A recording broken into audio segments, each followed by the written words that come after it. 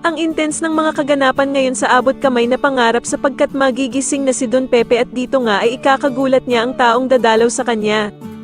Dito nga ay may bagong dadating na magiging kakampi ni Annalyn at eto nga ay walang iba kundi ang anak ni Giselle na si Justin. Samantala ay makakasalubong ni Annalyn ang bagong tauhan na si Justin at dito nga ay malalaman niyang dadalaw din pala ito sa kanyang lolo Pepe. Magugulat naman ng sobra si Annalyn dahil sa halos kilalang kilala na nga siya ng babaeng ito at maging ang kapatid nga niyang si Zoe ay itatanong nito.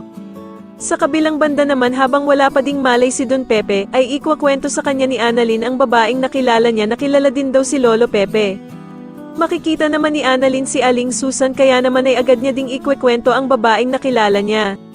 Sasabihin naman ni Aling Susan na parang teleserye na nga daw ang nangyayari sa buhay nila na biglang may dadating na nga lang daw na bagong tao na hindi nila kilala. Sa kabilang banda naman ay susundin na nga ng tuluyan ni Lynette si Doc Carlos na magpatingin na kay Doc Dennis dahil sa mga kakaibang nangyayari sa kanya. At dito nga ay sasabihin ni Doc Dennis ang naging resulta ng pag-check up niya kay Lynette at dito nga ay meron daw itong anxiety dahil sa traumang nakuha ni Lynette sa mga hold-upper.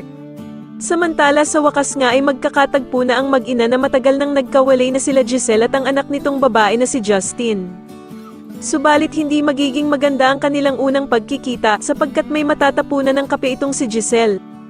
Kaya naman ay sisermonan siya ni Justin at pagsasalitaan siya nito ng hindi maganda. Sa tingin niyo maging kakampi nga kaya talaga nila Annalyn ang bagong tauhan na si Justin o maging kakampi ito nila Zoe at Moira, mas lalo na nga talagang nagiging exciting ang mga susunod na kaganapan kaya naman ay mas lalo pa nating abangan ang mas lalong gumigandang abot kamay na pangarap. Maraming salamat po sa inyong panonood at sana po ay masubscribe niyo ako. Maraming salamat po.